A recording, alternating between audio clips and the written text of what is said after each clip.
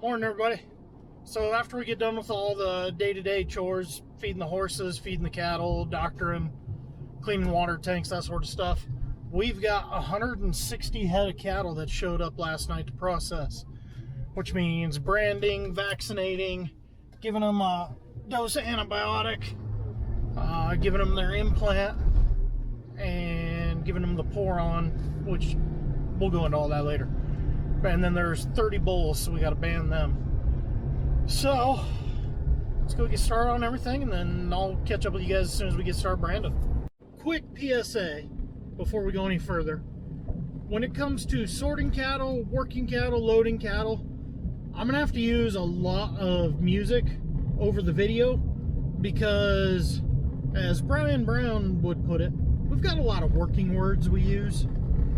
If you've never been around cattle handling, there's a lot of words that are said that YouTube probably would frown upon. Let's just go with that. So that being said, back to the video. Alright guys, before we get into the branding, I want to go over a couple of things. First up, handling the animals. We got two different ways in which we handle them. We got our flag and the hot shot. The flag works great when you're in the alley.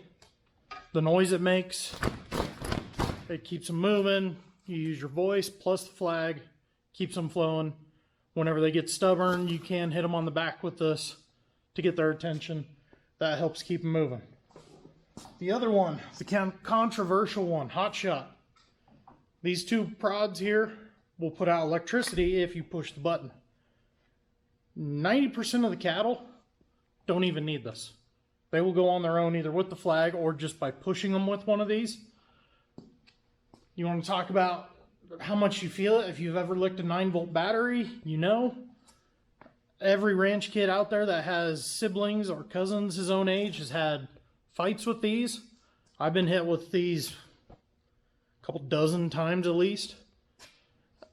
It gets your attention. It does hurt for a second and then it's gone right away.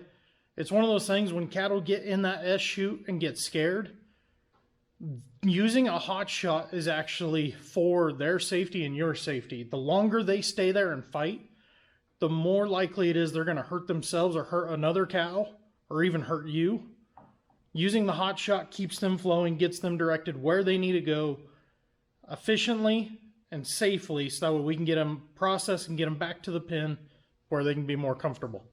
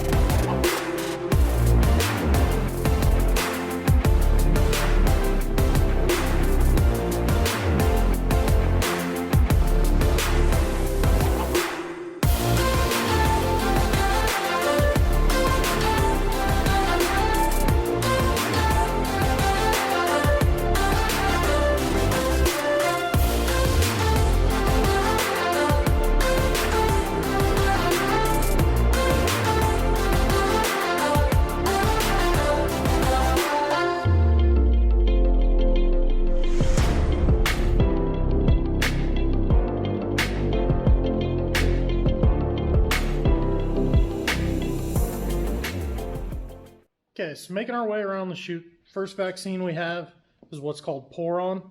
We simply pour this across their back.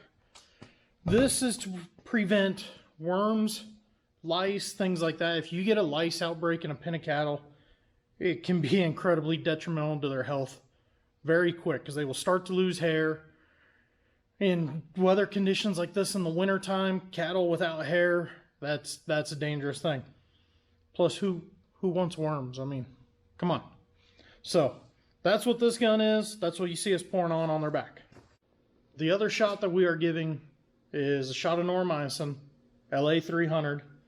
We do this because the cattle that we get have all been through a sale barn. So they've been on a truck, sitting at the barn, in the pens around all the other cattle, gone through the barn, waiting again in the pens, on a truck to here. There's a lot of opportunity for sickness to get started in them between chipping fever, sale barn fever, all those different things. This is a pretty mild antibiotic. We give them a preventative dosage, so that way as they recover and are resting, getting used to eating. A lot of cattle that show up here haven't exactly been weaned for very long. This is just to kind of help keep their body from being so susceptible to different fevers and sicknesses.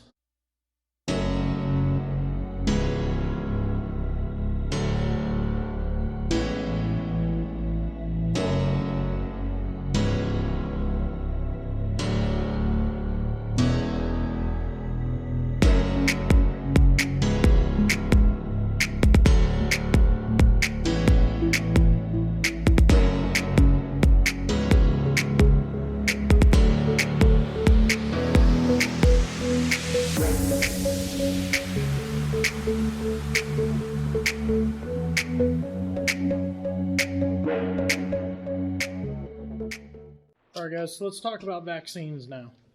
So we have two main ones. One's called an IBR shot. Comes separated, so there's powder there, distiller or sterile water here.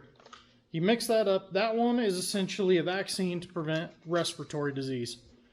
If you don't give that, you're more than likely going to have a lot of trouble in your herd.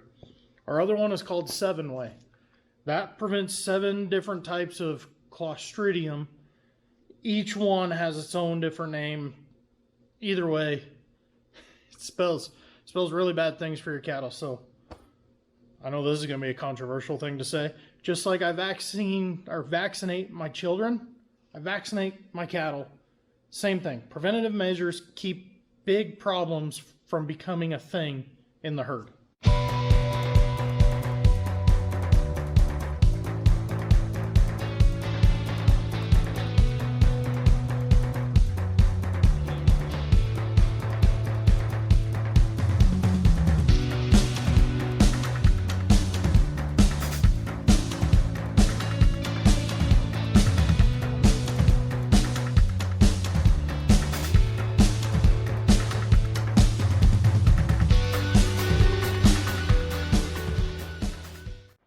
Continuing our way around, this is the branding iron. This is what gives the mark on their side so we know whose cattle they are.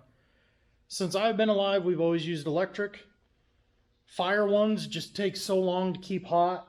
A lot of times, you know, multiple symbol like this, you'd probably have to have a couple different irons. When we process as many cattle as we do in a year, you got to have more speed than that. So electrics, that way it's over as quickly as possible to get them moving. The reason we have to brand, one, so you have a physical mark on them to know whose cattle they are. You put them out on your pasture, storm comes through, cattle go through a fence, all of a sudden 3 neighbors' cattle are together. Ear tags sometimes work, sometimes they fall out. So you use branding iron, so you got an identifiable mark. Colorado has brand laws, which means you have to have a state inspector come and check the brands on your cattle before you can sell them. There's some pluses and minuses about it. Right now, I actually like having it because, like it or not, cattle rustling is still a thing. I know of 2 cases in our county in the last couple of years. Stealing cattle is a problem, and it could be a bigger problem if not for the brand inspection. I believe it helps. There are people that think it's just another fee on top of everything. I don't want to go down that wormhole today. Either way, you have to have a brand on them so you know whose cattle they are. Like I was just saying, the ear tags that you put in, I don't know if I have any in here or not, that you write a brand on or burn it on with a little soldering iron, those can fall out, be cut off real simple. This is permanent. This is hard for someone to alter to steal your cattle. All right, so here's the controversial one. The implant gun. This implants that little pill there in their ear. It is a growth hormone. What this does is make the calf much more efficient at processing their food which makes them put on better weight faster, saving water and feed in exchange for the growth rate. If you don't implant them, to produce the same amount of beef will take much longer time. What everyone is worried about, though, is the amount of estrogen that's found in cattle. So I've got my iPad here. I pulled up some numbers that I want to share. My stand is broken. So implanted steers, this is all for an 8-ounce serving. So typical double cheeseburger in the case of beef. So in an 8-ounce serving, beef that has been implanted has 3 nanograms of estrogen. Beef that is not implanted, 2 nanograms of estrogen. That same amount of milk, 8 ounces, 15 nanograms. Butter, 141 nanograms. Eggs, 252 nanograms. Pinto beans, 408,240 nanograms. Soy flour. Soy is a big alternative for a lot of different things. We haven't seen soy burgers. Soy flour, 342,468,000 nanograms in that same amount. Beef is not adding estrogen to the food system. That is false and been widely misrepresented. Widely misrepresented. So that little implant, that tiny little implant that you can see right in there, that is what it is. You want us to get rid of these? Fine. Get used to cattle taking double the amount of water. Much more farm ground is going to have to go to feeding cattle. Because like it or not, people around the world like eating beef, myself included. So saying, well, let's just get rid of beef, that's not a viable option. I'm sorry, I don't know what else to tell you. But main takeaway here, this is safe. It is not adding estrogen to the food system.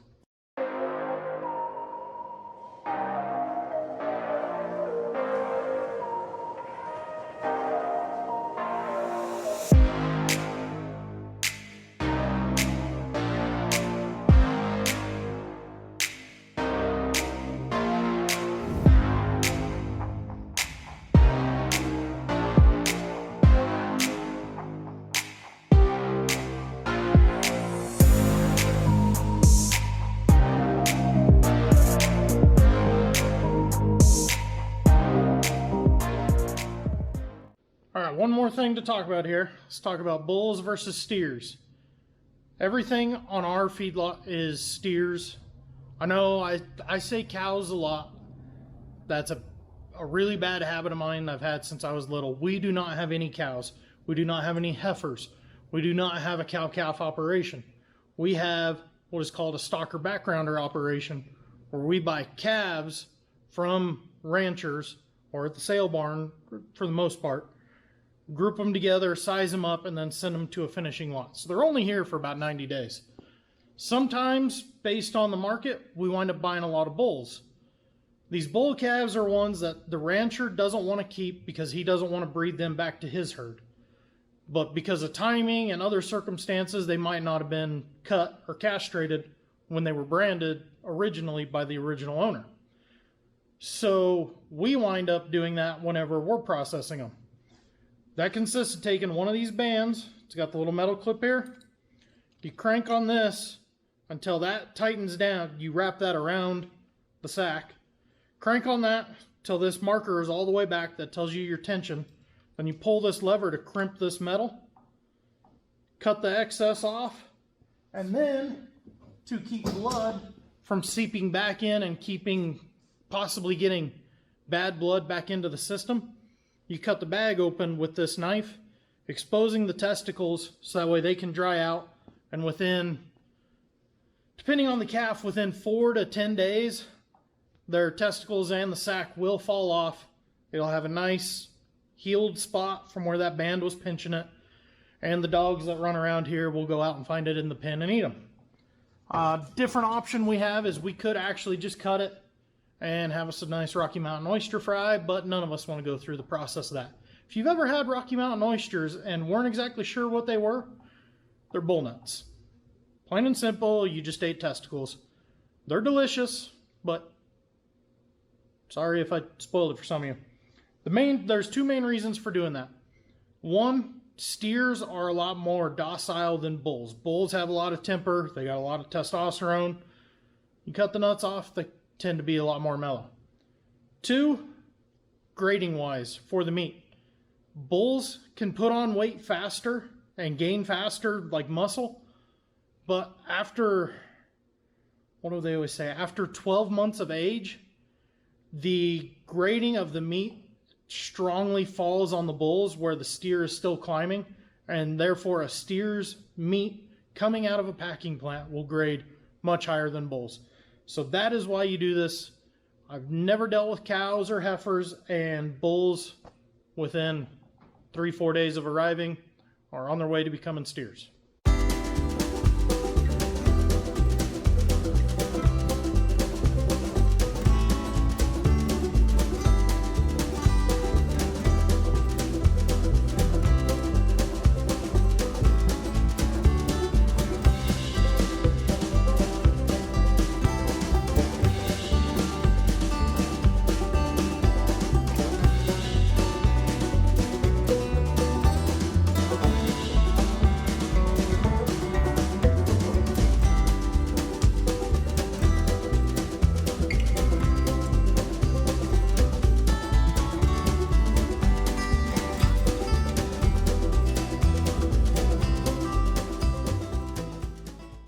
There you have it, guys. We are done. 160 head, 30 bulls, right at 2.5 hours. That's not too bad. We started a little bit before 10:30 into just before 1 o'clock. I ran to Sonic, got myself a double cheese because I am hungry now. Yeah, go sit down for a little bit and relax before we figure out what fun-filled project we got this afternoon. But that's for another video on another time. So with that being said, let's call it a day. Make sure you guys like, subscribe. Let me know what you think. Talk to you later.